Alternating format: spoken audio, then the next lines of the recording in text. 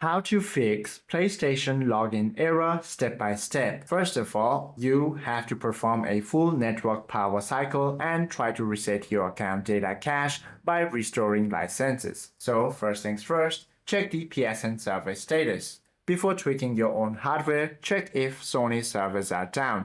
You simply have to launch any web browser of your choice, then head to the PlayStation network status page.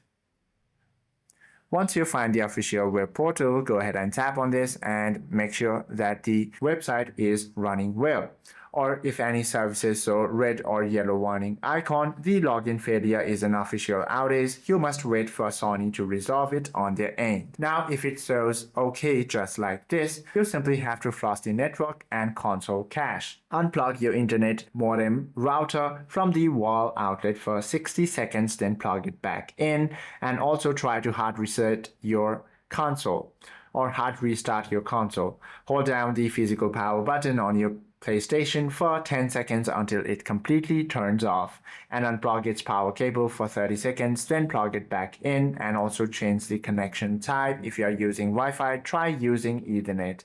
Once you use any of these methods, your problem should be resolved. Hope this video helps you out a lot. If you have any questions or queries, please do comment down below.